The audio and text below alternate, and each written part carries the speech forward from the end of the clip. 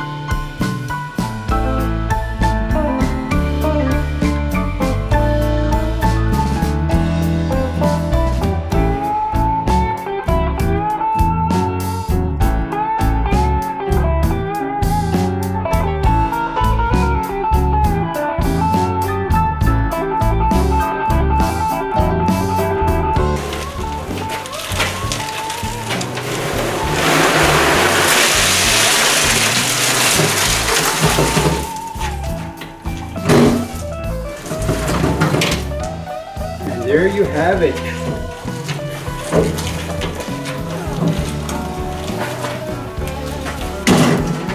All we do is repeat, repeat, repeat.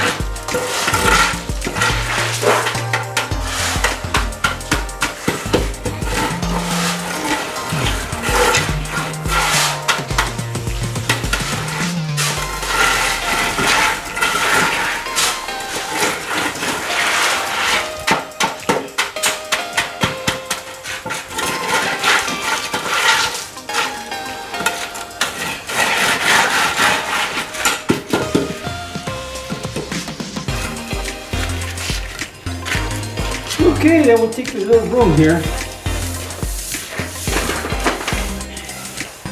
and feather in the edges so you don't have a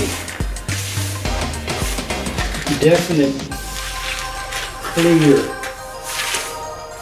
boundary here.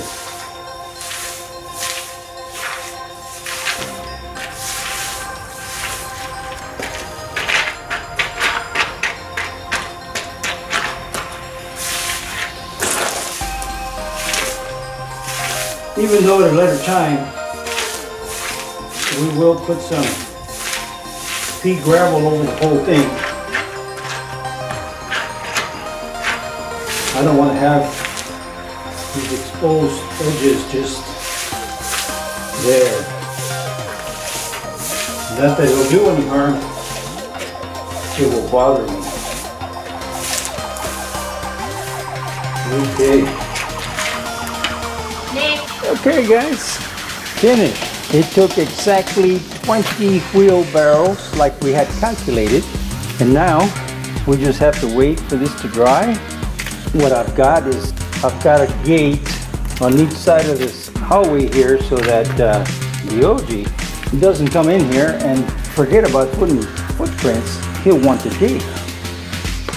So there's one gate, and the other gate is down at that end. So there you go, done. Now we just wait for this thing to dry, and then it's a matter of hosing this off. And all this rock here, which is actually the concrete rubble that I broke, I'll use that for a project outside by the street. But for now it'll sit there until this dries, and then what I'll do is I will add it to that pile there, and it'll sit there until I do that project out by the street. And of course, that's another story, that's a different video, that's a different project. Somebody wants to spray you with coal. Alright, and here is my trusty assistant that his job today was to stay out of this area and not get full of concrete. We have a little bit. Yeah, he have a little bit. And he has sand all over the place because the sand pile is outside of the gate. You look sad. You heard that he give you a bad. Oh yeah, yeah. You look sad. Well, guess what, buddy?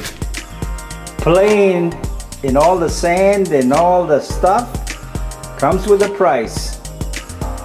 You and I are gonna go take a shower. Good boy. Hand? Good boy. Oh. Hand? Good boy. Hand? Good boy. But this is not for you. Alright. Go. Okay, thank you. Alright guys, till next time. Until we have a next project. Until our next project, we will see you later. Bye. Bye. And there's my assistant. You can't tell that he just finished eating. Yoji, look at me. Hey, you have food on your nose. Okay guys, we poured the concrete a day and a half ago. It's pretty much dry. I washed it off and there it is. So this is done. Now the other thing that happened is I finished pumping out the field, the swimming pool, the pond. That's as much as I can get out of it. I also put in that 45, turn the pipe that way. Now I just have to wait for the dirt to dry up a little bit so that someone can drive up here and deliver those rings. And of course, the dirt has to dry a little bit also so that I can dig. Now, there has been a little bit of rain, threat of more rain during the week, but hopefully it'll go around us, and if it does rain, it'll just be quick. Now here is the other pipe. However, I did not have the straight joint to attach a pipe in there. So I had a 2-inch to 1.5 inch reducer. So I just put it on there temporarily with no glue. Keep the snakes and alligators out of there. But eventually I will bring this pipe out here even with this. But it will be on its own ring. And the reason for that is if this grease trap ever plugs up or something, the water will go out that way and out that pipe.